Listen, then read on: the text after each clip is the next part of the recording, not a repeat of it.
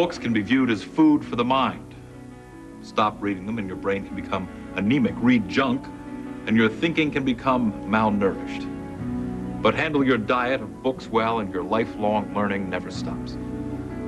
Florence Tyler has an insatiable appetite for learning. Although she's a teacher, she barely takes any time off because the world offers so many opportunities to learn more. Her curiosity has always been a benefit to Florence, but suddenly it appears to have created a problem.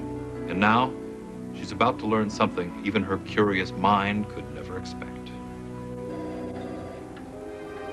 M. Anthony Brinksman had been a top lawyer practicing for over 5 decades. His client list was a who's who of the rich and famous. Send her in, please. That's why I couldn't imagine why he contacted me.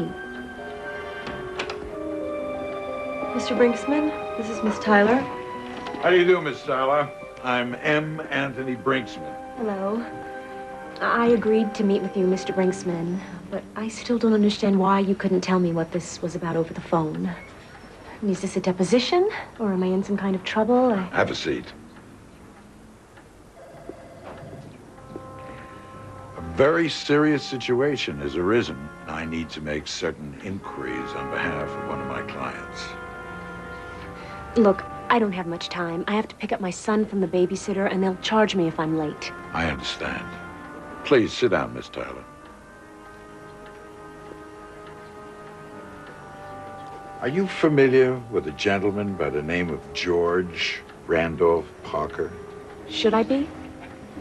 Well, you did attend his funeral at Willow Glen Cemetery 3 days ago. Oh, that's right. That's right. I remember the name, but I didn't know that man. I didn't do anything. I just happened to be there at the funeral. You often go to funerals of people you don't know? I didn't go to Willow Glen for that reason. Why were you there? I am a high school art teacher, and that cemetery has a wonderful art collection.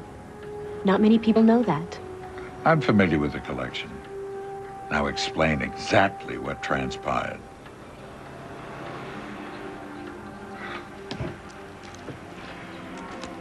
This is very important. I went there to do some research for my class. I hadn't been there in quite some time. I spent about 2 leisurely hours wandering through the different sculpture exhibits.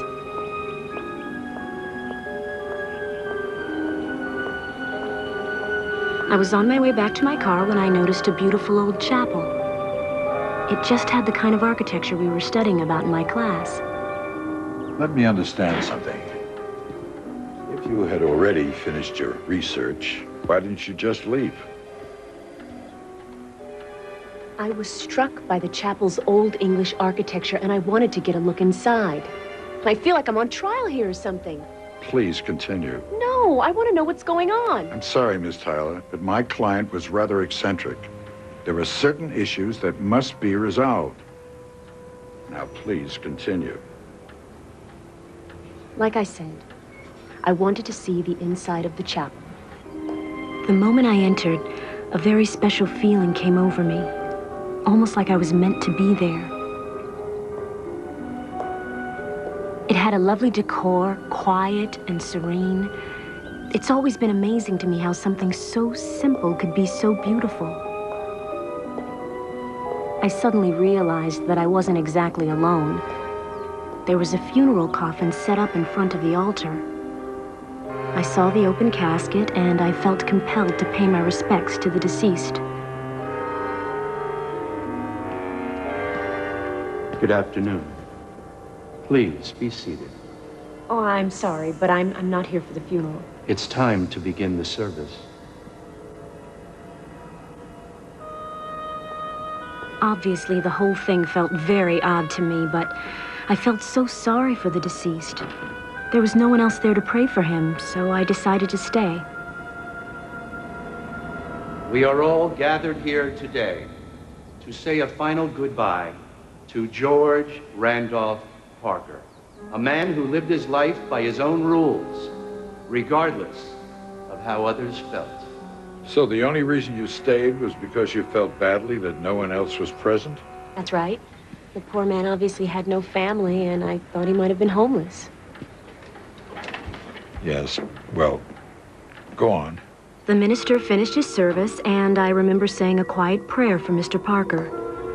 I couldn't wait to leave when I was approached by the funeral director, who asked me to sign the registry. Like I said, I found the whole thing uncomfortable, but to be polite, I signed the book anyway with my name and address. Well, that's what happened, and I didn't have another thought about it until now. I've answered your questions. I would appreciate it if you would tell me why I'm here. You were wrong about several points, Miss Tyler. Mr. Parker did have a family, but unfortunately, they all loathed him. He was not an easy man to like, and he had no friends.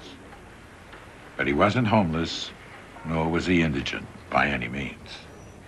Now, what does all this have to do with me? I called you here to carry out Mr. Parker's wishes as set forth in his will.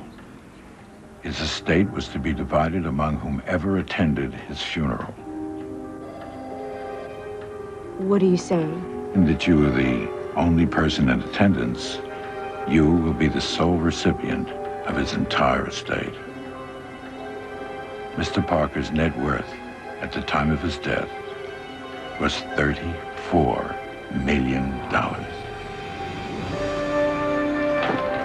Congratulations, Miss Tyler.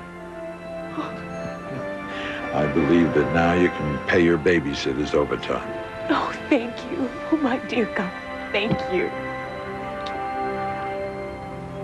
By the way, M. Anthony Brinksman is now my personal attorney. Florence Tyler became a rich woman purely by happenstance. Or was it? Was it her own intellectual curiosity that drew her to the cathedral that day? Or was she lured there by something deeper? Could it have been the strength of a dead man's spirit that called Florence to the funeral service? Was this hated man in life trying to redeem himself in death? If you believe this story, will it leave you something of substance to hold on to, or will you merely inherit the wind?